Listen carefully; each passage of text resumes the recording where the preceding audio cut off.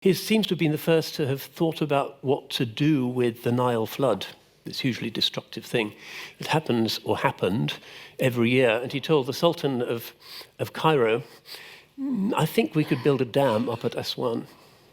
He goes, looks at the immensity of the river and the size of the cataract and thinks, probably not.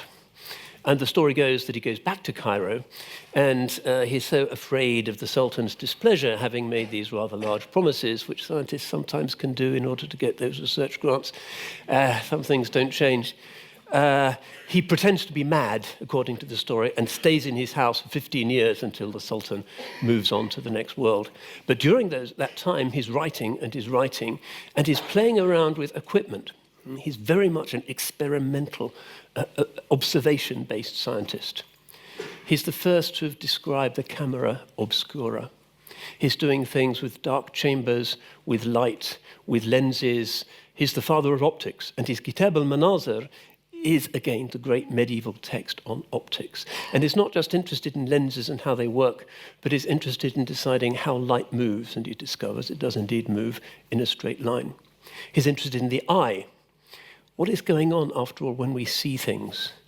It seems intuitive, but it's a big, strange mystery, really. A lot of Aristotelians, including some of the time Aristotle himself, had this intromission theory, which held that the eye sent out a beam that could then kind of see stuff, and that's how we detected things, rather like sonar or radar. Send out a pulse, and then you can see things. That's the way bats see, anyway. Not necessarily strange. But Ibn Alkhaitam won't buy this. He says, well, if you look at the sun, it hurts your eye.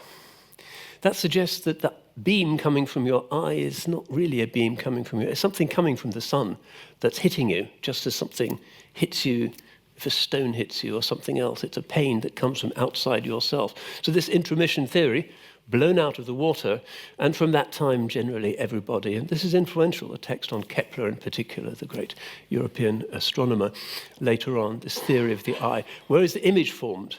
Is it the lens? Is it the retina? Kepler went for the retina. The lens, he thought, may well be the place where the image forms.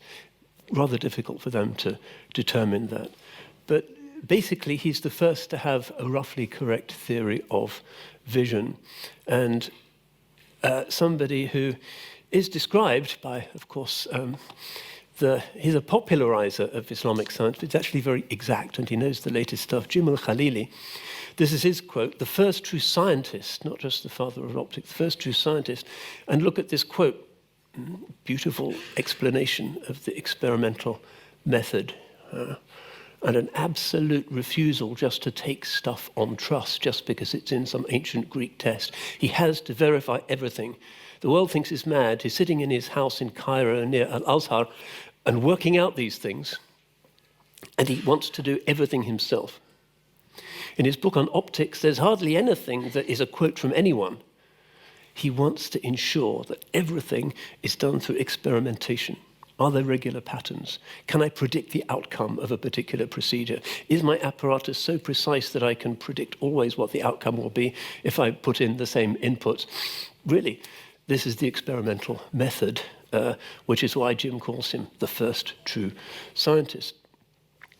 Like a lot of these polymaths, he writes other stuff as well. 20 books on astronomy, refining Ptolemy in quite drastic ways. Books on theology. The Kitab al-Manazir is subject to various later commentaries, including a famous one by somebody called al-Farisi in the late 14th century.